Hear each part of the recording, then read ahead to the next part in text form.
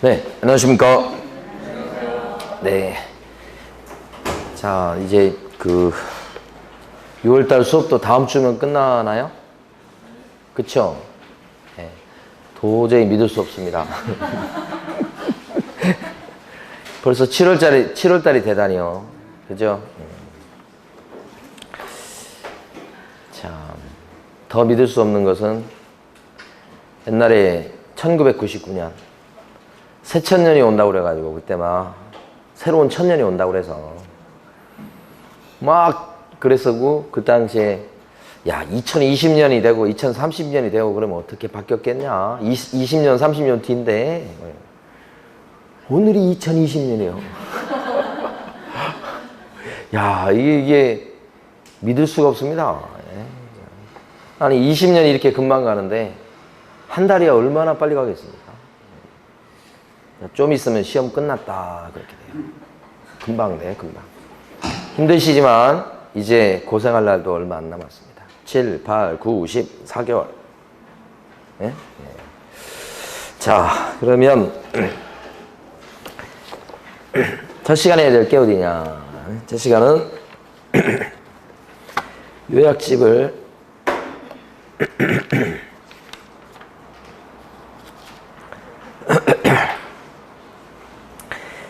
먼저 보십니다. 56페이지 보시겠습니다. 요약집 56페이지. 계약서 부분이 먼저 나왔습니다. 그러면 계약서 이렇게 얘기하는데 이제 정확한 얘기는 거래계약서입니다. 매매나 임대차 계약서를 다 통틀어서 얘기할 때 이렇게 얘기하고요. 자, 그러면 이거 써주는 겁니다. 작성. 누가 계약서 써주게 돼 있습니까? 누구의 의무죠? 개공. 예? 그럼 소속 공인중개사는 써줄 의무가 있습니까? 있답니까? 예? 없습니다. 의무는 없는데 써줄 수는 있죠. 그런 거고요. 보조원 어떻습니까? 보조원 의무도 없고 써줄 수도 없고 써줘서도 안 된다. 보조원은 그 다음에 계약서는 언제 쓰느냐? 한 건 했을 때 계약서 쓰는 거죠. 당연히 중개 완성된 때 쓴다. 아무것도 아니죠. 자, 여기를 좀 보셔야 돼. 어떻게 쓰느냐? 분쟁을 예방하는 차원에서 계약서를 쓰게 돼 있으니까 이 계약서는 당연히 서면으로 작성하는 거다. 그 서면에 대해서는 종이로 된 것도 얘기하지만 전자문서로 계약 체결하는 것도 인정한다. 이렇게 약간 증거 남기는 게 필요하다. 분쟁 예방 차원에서. 근데 시험에서 중요한 건 지금부터죠. 이 부분. 우리 법에는 국토교통부 장관이 표준이 되는 서식을 정해서 권장할 수 있다. 이렇게 되어 있습니다. 표준 서식을 정해서 권장할 수 있습니다. 이렇게. 법에는 그렇게 나와 있고 여기서 얘기한 표준 서식이 바로 법정 서식입니다. 권장할 수 있는 사람이 누굴까요? 요거요. 요걸 물어보니까 국장입니다. 뭐 실제로는 이 법정 서식을 진짜로 만들어 놨을까요? 실제 있을까요? 없을까요? 없습니다. 자, 그러니까 이런 표준 서식은 국장이 정한 표준 서식은 안 만들어 놨는데 그거 갖다가 반드시 사용해야 됩니까? 아닙니다. 요거 그렇게 많이 나옵니다. 법정 서식이 없는데 표준 서식을 써야 된다 이렇게 한다고. X. 그죠? 여기를 좀 보셔야 돼. 그 다음에 이제 작성할 때 어떻게 작성하느냐. 작성할 때 내용을 규제하는 게 있다.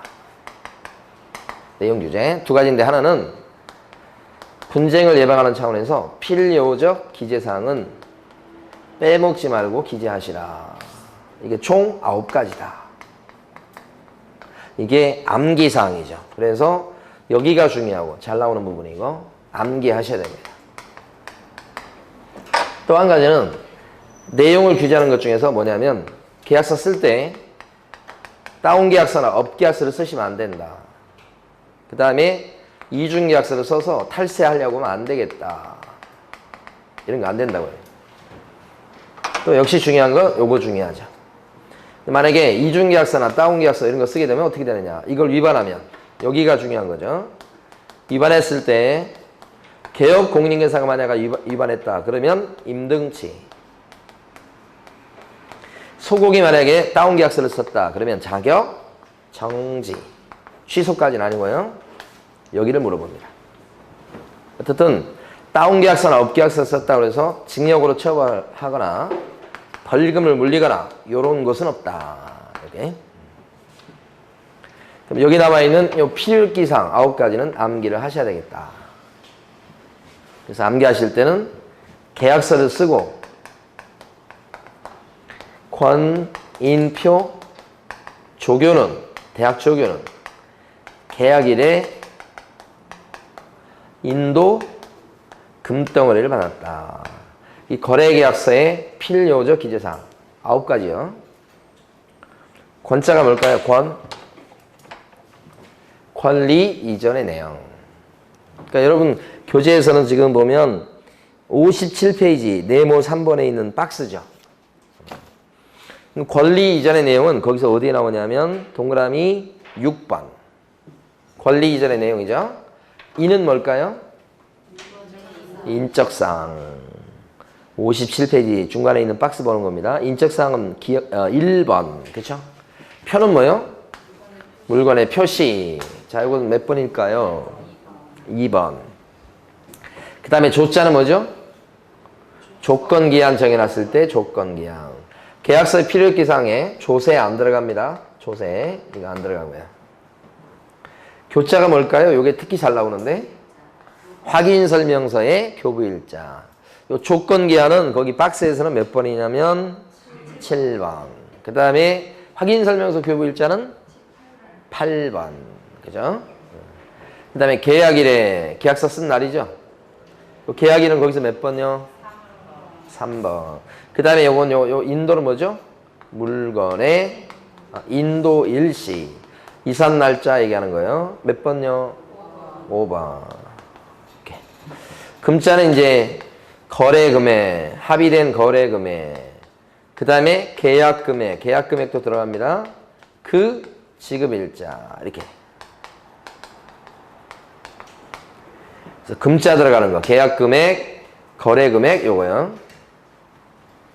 그래서 거래 예정 금액은 필요적 기재사항에 안 들어갑니다. 예정가를 적는 게 아니고 합의된 거래 금액을 적고 계약 금액을 적습니다. 그때 필요기사항에 요거 8개고요. 여기까지 8개예요. 나머지 하나가 뭐냐면 기타 특약사항입니다. 기타 특약사항. 여기까지 해서 총 9가지가 됩니다. 그러니까 매년 시험에 나오는 거죠. 자, 매년 시험에 나오고 매년 시험에 나오고 이렇게 됩니다. 한 문제가 출시되는데 그리고 작성과 관련해서 언제나 따라붙는 게 서명 및 날인입니다. 계약서 쓰고서 서명 및 날인하셔야 되겠다. 누가 서명 및 날인해야 됩니까?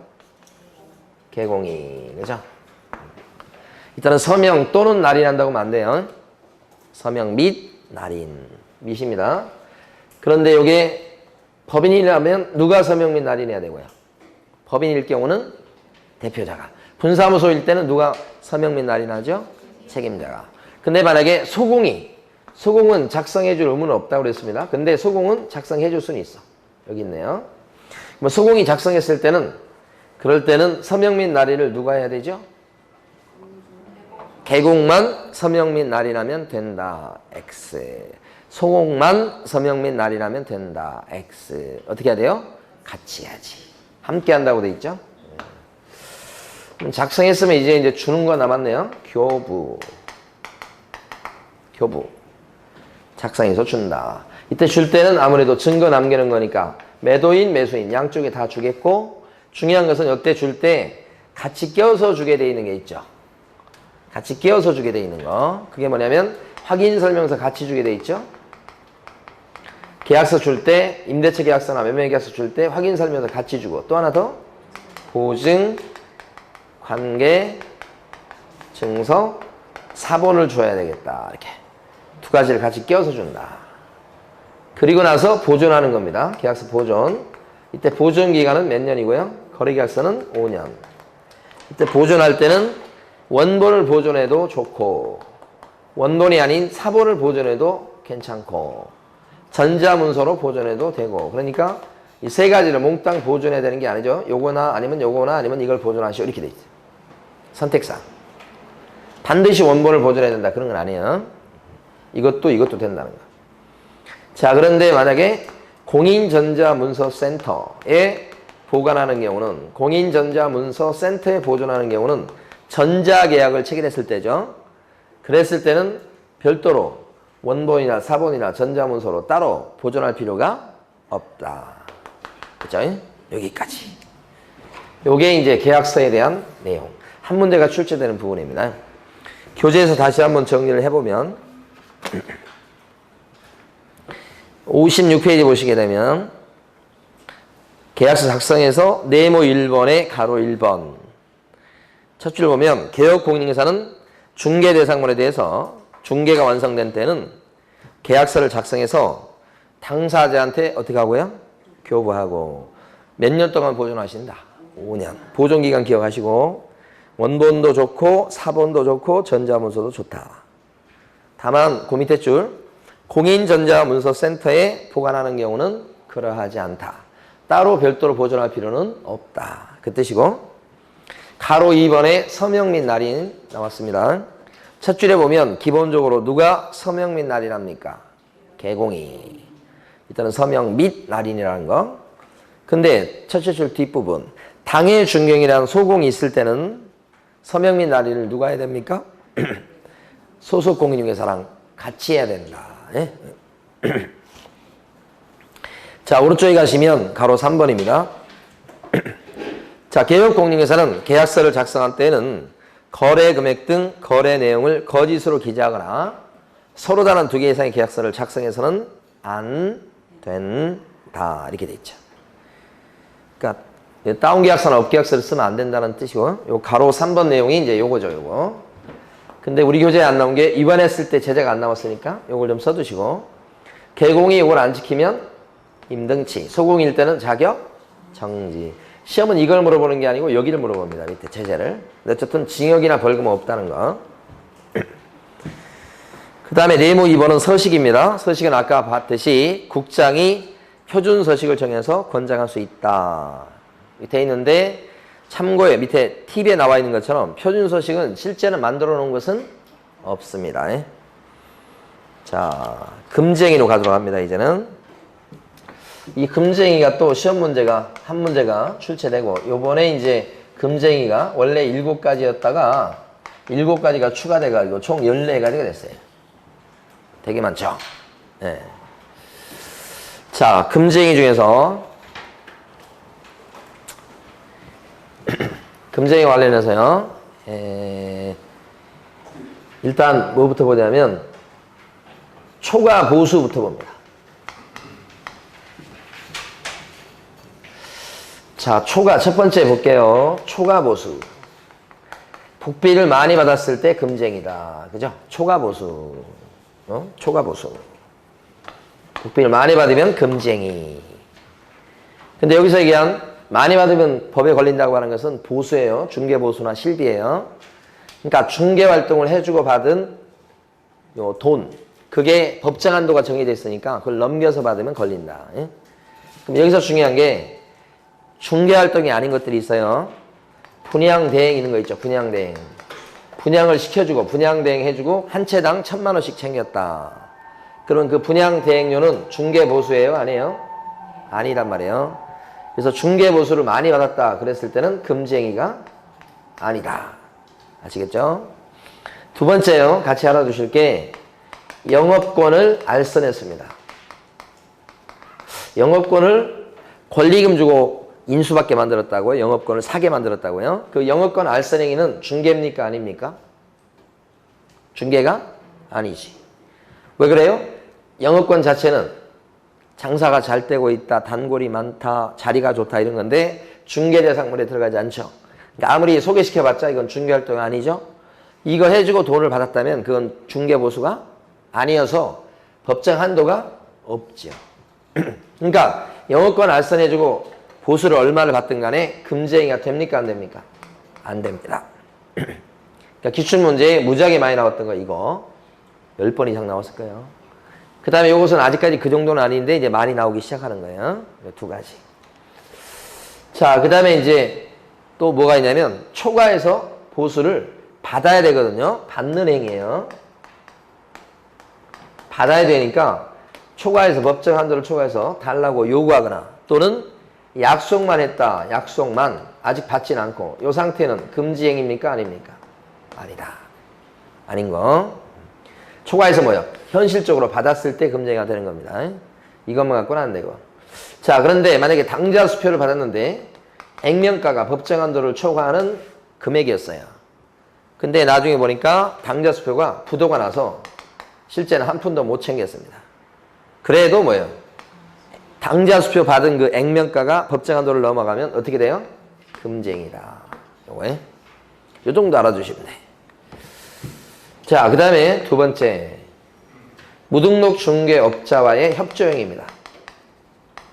자, 무등록 중개업자인 걸 알면서 그 사람을 통해서 물건이나 사람을 소개받거나 그 무등록 중개업자가 활동할 수 있게끔 명함을 파주거나 그걸 무등록 중개업자와의 뭐라고 그래요? 협조행위다. 그죠? 그 협조행위다 이렇게 되면 이것도 금지행위. 시험에 잘 나오는 건 아닙니다. 그 다음에 세 번째요. 판단을 그르치게 하는 거.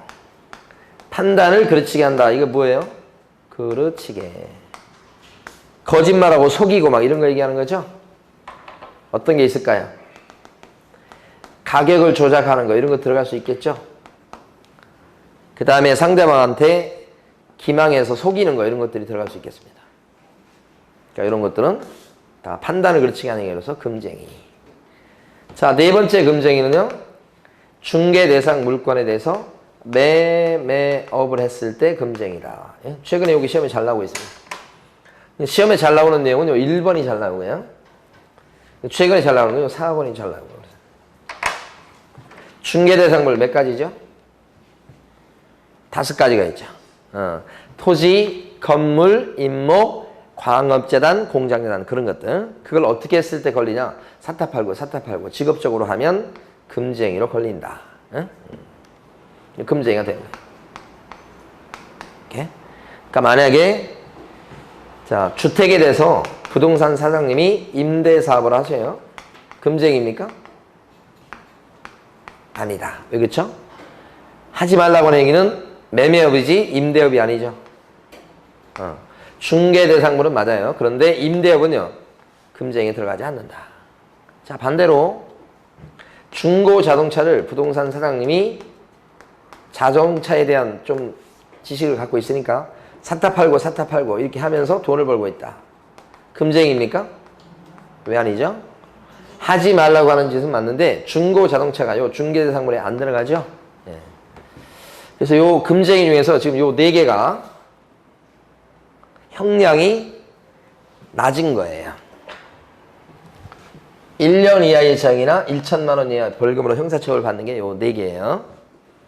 그래서 여기 지금 1항 일반인 것은 수협 판매에서 4글자. 수협에서 파는 거예요. 요 4가지만 1항 일반 이렇게 됩니다. 자, 나머지 이제 지금 요거 4개니까 나머지 10개는 다 3학년 3반이에요. 자, 그러면 요 4번째죠. 5번째 보도록 합니다. 직접 거래하고 쌍방대리입니다.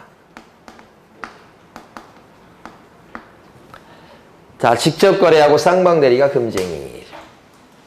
직접 거래 뭐죠? 직접이란 말은 가게에 온 손님이랑 팔려는 손님, 살려는 손님, 세를 얻고자 하는 손님, 세를 놓고자 하는 손님 다 얘기합니다. 자, 손님이랑 무조건 뭐예요? 거래하면 걸린다. 질서를 어지럽힌 거죠. 의뢰인과 거래했을 때 직접 거래가 된다. 의뢰인과 각종 계약을 하면 직접 거래. 그러면 이제 이건 직접 거래인지 보세요. 어떤 거냐면 의뢰인이 내놓은 물건인데 부동산 사장님이 잡았어. 매매를 했다고. 그러면 직접 거래지. 근데 의뢰인이 계약을 체결하는 날 그 물건 내놓던 주인이 사정이 생겨서 못 오고 다른 사람을 대신 보냈어. 그 대신 온 사람이랑 막 앉아서 매매 계약을 체결했다고 해봐. 그래서 의뢰인의 대리인과 매매 계약을 체결했다. 응? 이렇게 되면 직접 거래입니까? 아닙니까? 직접 거래다. 그러니까 직접 거래는 의뢰인하고 앉아서 계약서 쓰는 것도 직접 거래이지만 의뢰인이 보낸 대리인 또는 수임인 이런 사람과 앉아서 계약을 체결해도 꼭 매매만 얘기하는 거 아니고 임대차든 뭐든 간에 이 계약을 체결하면 그게 어디에 들어가요? 직접거래. 직접거래가 되면 여기 나와 있는 뭡니까? 의뢰인이 처벌받는 게 아니고 개업 공인중개사 등이 매매계약을 체결한 개공 등이 처벌받게 됩니다. 여기는 형량이 사망 이상반이에요. 형량이 세죠. 이렇게. 자, 그런데 개업 공인중개사가 부동산을 샀어요. 근데 살 때 중간에 다른 개공이 소개시켜서 샀다고.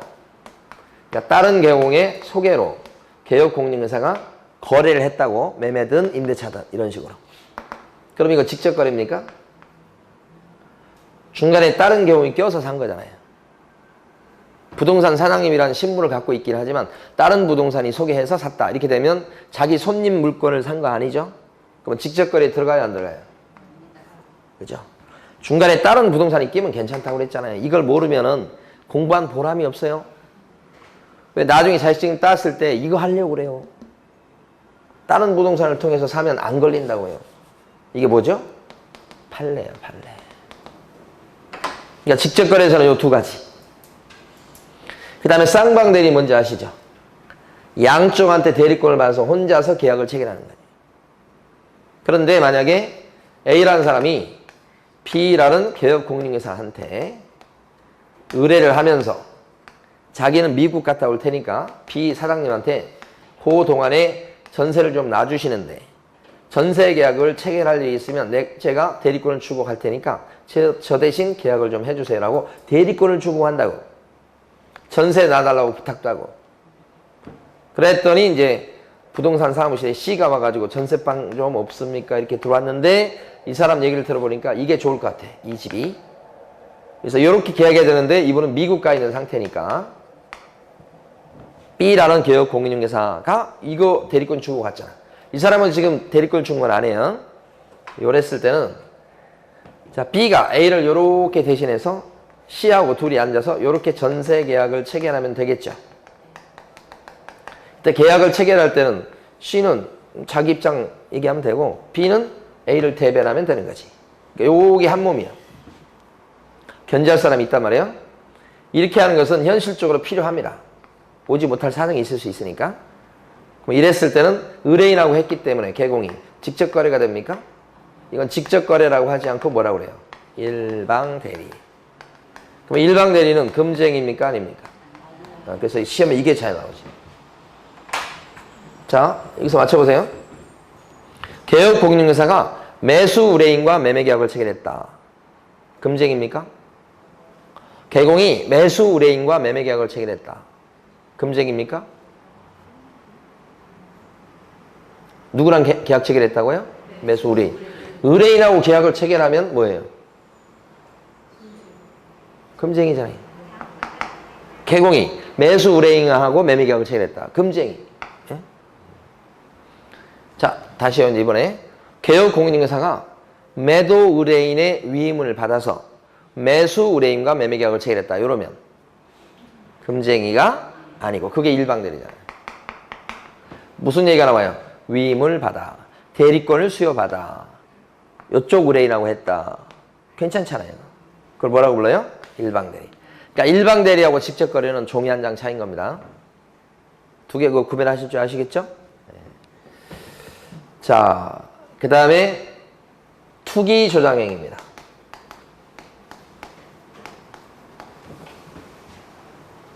투기 조장행위다. 투기 조장행위 그러면 대표적인 게 바로 뭐냐면 대표적인 예가 뭐예요? 미등기 전매하게끔 어떻게 해줬어요? 알선. 개업 공인중개사 등이 미등기 전매하게끔 알선했다. 미등기 전매 뭔지 아시죠? 탈세하게 만들어준 거죠? 그러면 금지행위예요. 그러니까 미등기 전매 알선. 이때는 미등기 전매한 사람이 중간에서 전매 차익을 하나도 올리지 못하고 오히려 손해를 봤습니다. 그래도 금쟁입니까? 그래도 금쟁이다. 투기 조장행위. 그 다음에 이제 7번째 금쟁입니다. 7번째 금쟁이는 바로 뭐냐면 증서. 금지 증서를 갖다가 중개를 해주거나 매매업을 하면 금지행위다. 요 증서가 뭐냐? 바로 금지 증서예요. 뭐가 금지된 거죠, 이게? 양도 금지 증서죠. 양도. 못 팔게 돼 있는 증서다. 양도 금지 증서. 못 팔게 돼 있는 증서 뭐가 있을까요? 청약 통장이 대표적이죠? 청약 통장은 사고 팔지 못하게 돼 있잖아요. 또 뭐가 있을까요? 철거민 딱지. 자, 일괄적으로 딱지라고 표현하지만 뭐 무허가 건물 확인서, 철거 예정 증명서 이런 거 있잖아요. 이게 다 여기 들어갑니다. 이런 청약 통장이나 철거민 딱지는 양도 금지예요. 그러니까 중개를 해주거나 매매업을 하면 걸리겠죠. 요게. 이런 양도 금지 증서에 아파트 분양권 들어갑니까? 안 들어갑니다. 원칙적으로 아파트 분양권은 사고 팔 수 있죠? 안 들어가요. 상가 분양 계약서 들어갑니까? 자, 상가 분양 계약서는 상가에 대해서 분양할 때 써먹으려고 인쇄해 놓은 그 양식에 불과합니다. 금지 증서에 들어가지 않습니다. 예? 들어가는 거 2개, 안 들어가는 거 2개 이렇게 기억을 하시고. 그래서 여기 지금 여기까지 해서 옛날부터 있던 7가지 금지행위예요, 여기. 그리고 나서 이제 지금부터는 새로 생긴 것들이에요. 자, 8번째요. 한마디로 얘기하면 시세 조종입니다.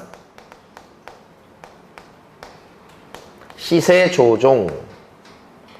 이게 뭐냐면 대표적인 사례를 하나 기억하셔야 돼. 요 아파트 단지의 시세가 10억 정도밖에 안 나갑니다. 근데 A라는 부동산 사장님이 이 단지 입주민들하고 짭니다. 그래서 B하고 C가 둘이 거래한 것처럼 하고 이때 거래 가격을 매매가를 11억으로 합니다. 그래서 실거래가를 11억으로 신고를 들어가요. 뭐 실거래가 사이트에 이제 11억으로 떠 있습니다. 11억으로 신고 그렇게 들어갔으니까 그래 놓고는 자기들은 이 계약을 깹니다. 어차피 거래할 목적이 아니었기 때문에. 그럼 그때부터 실거래가 사이트에는 이 아파트 단지의 32평 아파트가 11억 거래됐다고 올라옵니다. 그럼 그 다음부터 요 중개업소에 와서 사람들이 와서 요새 요 아파트 얼마입니까? 관심 있는데 이렇게 물어보면 11억입니다. 그렇게 합니다. 실제는 10억밖에 안 되는데도 가격 형성은. 그렇게 되면 상대방 입장에서 나는 그렇게 많이 올랐어요? 나는 그렇게 안 알고 있는데 했을 때 이걸 보여줘요. 그럼 진짜 이거 실거래가니까. 그러면 이제 그런갑다 해서 11억에 도장을 찍어버리면 그 다음부터 거래가 될 때는 이제 여기 따라간단 말이에요. 응? 그래서 그거 이제 이게 물꼬를 트는 거예요. 거짓으로 거래가 완료된 것처럼 꾸며가지고 시세를 어떻게 했다고요? 조정했다. 누가? 개공등이. 그 얘기요. 9번째가 있습니다. 9번째는 단체입니다. 단체. 단체가 담합을 한 거예요. 담합. 이 단체가 누굴까요? 개업공인회사의 모임이에요. 모임. 단체. 그럼 담합을 했다는 얘기는 왕따시켰다는 얘기입니다. 2가지 형태가 있어요. 여기는. 뭐가 있냐면 첫 번째는 특정 물건에 대해서 우리는 중개해주지 말자. 특정 부동산. 왜냐면 그 물건 건물주가 갑질을 많이 해. 건물 갖고 있다고 해서 부동산에 뭐 원룸 같은 거 이거 세할 때도 보면 복비를 자기한테 받을 거냐고 하면서 복비를 자꾸 안 주려고 그래. 그러니까 부동산 사장님들이 한 달에 한 번씩 보통 모임을 가지는데 모여가지고 얘기하다 보니까 그 갑질하는 건물주가 배기 싫은 거야. 그래서 그 사람 물건은 우리 앞으로 중개하지 말자. 이렇게 한 거지. 이 건물주 입장에서는 그거 복비 다 주려고 하면 사실 원룸도 있고 뭐 상가 빌딩도 있고 근데 복비 좀 많이 나가겠죠. 근데 저쪽에서 받고 아니 내가 이렇게 물건을 많이 이렇게 중개업소에 내놓는데 나한테 복비까지 받으려고 그래? 막 이렇게 한다고. 그래서 그럼 그 중개업소 사장님은 우리 앞으로 중개해주지 말자. 응? 특정 물건은 배제시키다. 2번째는 비회원을 배제시키는 겁니다. 모임이라고 그랬죠? 비회원이 있어. 우리 비회원하고 공동중개 하자고요? 하지 말자고요? 하지 말자고. 한 달에 한 번씩 모임 가지면서 그렇게 결의를 하죠. 술 마시면서. 이게 바로 이거예요. 이게 담합이고 왕따예요. 왕따. 왕따 시키는 거. 왕따. 네. 누가요? 단체가. 이게 9번째. 이게 다 형량이 전부 다 이렇게 되는 형량이에요. 전부 다 형량이 셉니다. 이거. 여기서부터 새로 생긴 거야. 자, 그 다음에 10번째가 요 10번째가 5가지야. 5가지. 근데 10번째는 업무 방해죄예요. 영업을 방해한 죄라고요. 업무 방해죄. 이렇게 됩니다. 업무 방해죄. 누구의 업무를 방해했다고요? 개공의 업무를 방해한 거죠. 그러니까 여기는 지금 개공이 못된 짓을 한 거예요. 근데 여기는 반대입니다. 개공의 영업을 뭐예요? 방해한 거예요. 이렇게. 그 업무 방해죄에 해당하면 이것도 이렇게 되는데 그 업무 방해죄에 해당되는 게 5개가 있어요. 여기가. 그래서 가만히 보면 업무 방해죄에 해당되는 것 중에 누구든지 하여간 개공의 영업을 영업방해입니다. 영업을 방해하면 안 되겠다. 그 누구든지에 해당되는 가장 대표적인 사람이 바로 뭐냐면 분여회라고 그랬어요. 누구든지 이거 누구예요? 바로 분여회예요. 대표적인 사례가. 분여회가 영업을 방해한다고 개공의 영업을 A라는 개공 또는 B라는 개공 이렇게 그 단지 앞에 있는 중개업소 사장님들이 딱 있는데 이 분여회에서 똘똘 뭉쳐서 여기 영업을 방해하는 거예요. 그래서 현실적으로 보면 이 부동산 사장님들도 다 자기들 뭐 단톡방이 있고요. 분여회도 또 그 나름대로 단톡방이 있어서 이 전쟁이야 둘이 사이가 되게 안 좋다고. 첫 번째는 뭐냐면 분여회에서 A라는 부동산 사장님은 말이 통한다. 뭐 말씀드려도 잘 협조적이고 사람이 참 좋다. 그러니까 우리는 분여회에서 자기들 얘기입니다.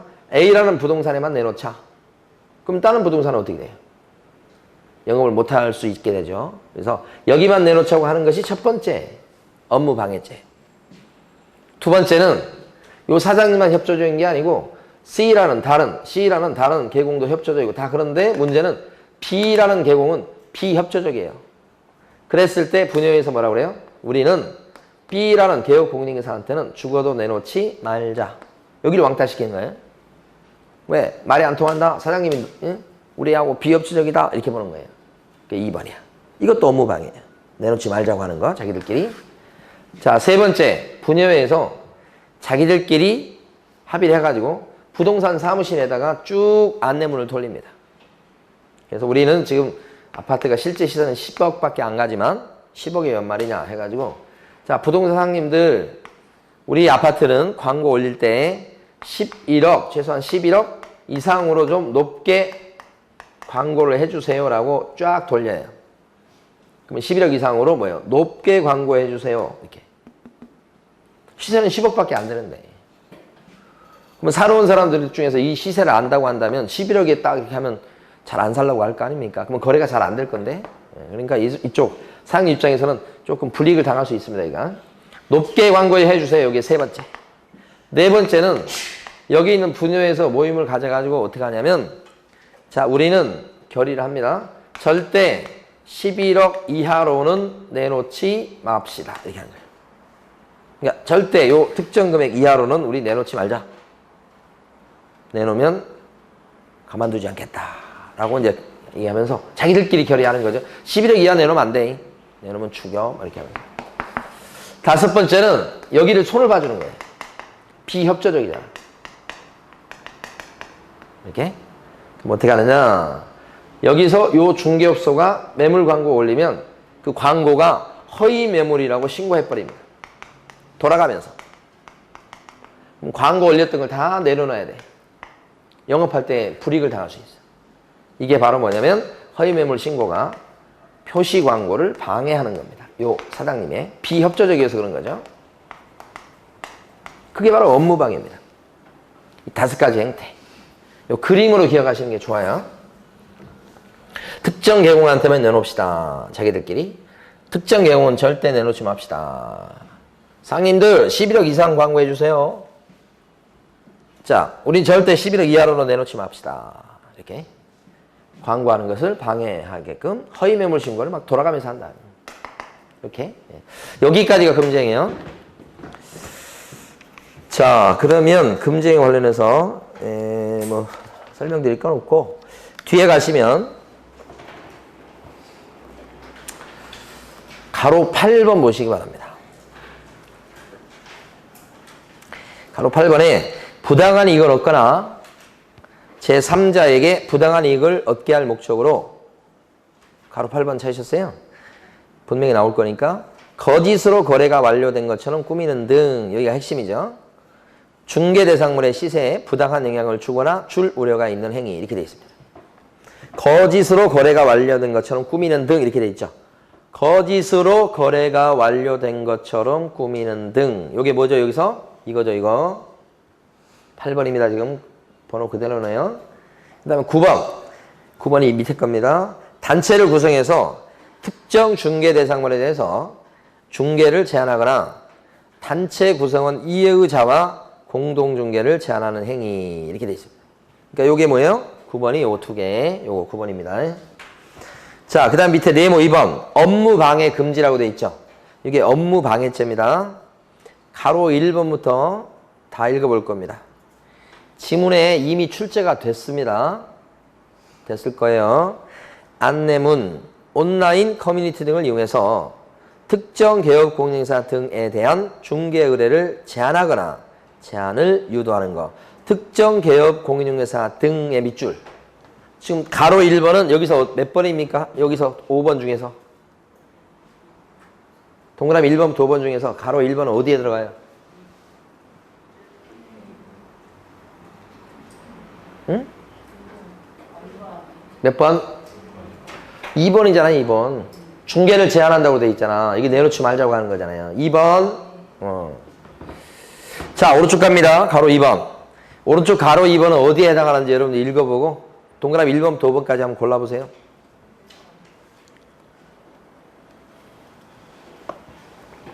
가로 2번을 읽어보시고 지금.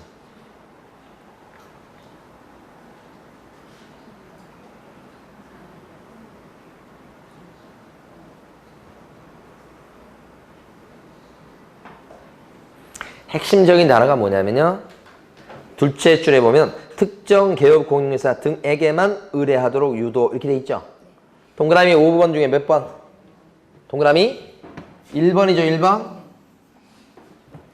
그죠? 여기는 협조적이에요. 그러니까 높게 광고를 해주는 사람입니다. 자, 가로 3번 읽어보시고.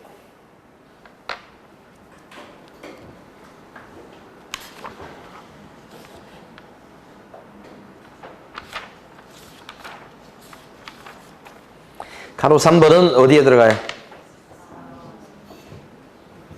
4번이죠?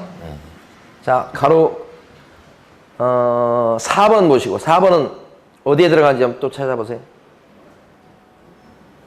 가로 4번은 5번. 나온다고요, 이거. 자, 가로 5번은요.